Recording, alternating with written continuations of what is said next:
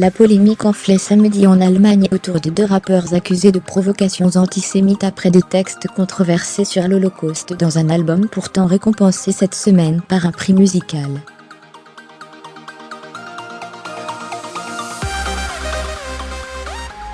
Les rappeurs Kolga et Farid Bang, figures de la scène rap allemande, ont reçu jeudi soir le prix Echo du meilleur artiste hip-hop après avoir vendu en Allemagne plus de 200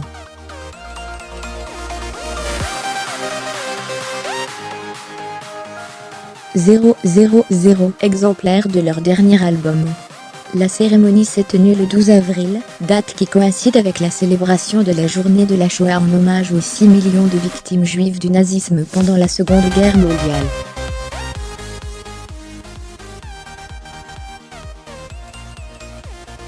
Invitation à vie or, l'une des chansons du duo 0815, dans laquelle les deux rappeurs se comparent aux prisonniers du camp d'extermination d'Auschwitz, a déclenché une vive polémique en Allemagne, pays encore hanté par le souvenir des crimes nazis.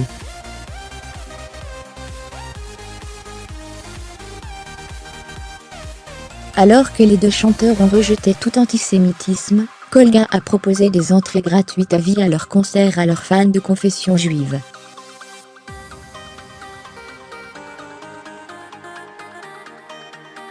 Réactions outragées en Allemagne, on obtient désormais des récompenses, quand on méprise les femmes, quand on exalte la violence, et quand on se moque des victimes d'Auschwitz, s'est indigné le président du Congrès juif mondial, Ronald Laudet, dans le quotidien Bild.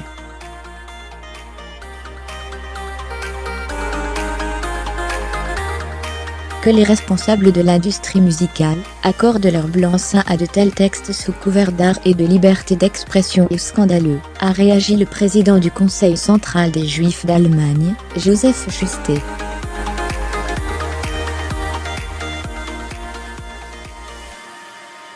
Pour le ministre des Affaires étrangères, Heiko Maas, les provocations antisémites sont simplement répugnantes.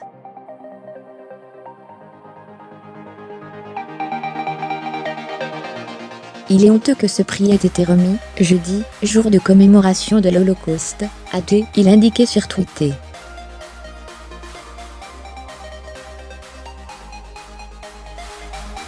L'utilisation d'une terminologie, ou d'images hors de leur contexte historique, est une violence faite à la mémoire des victimes de la Shoah, a estimé dans Bild un porte-parole du mémorial de l'Holocauste Yad Vashem à Jérusalem.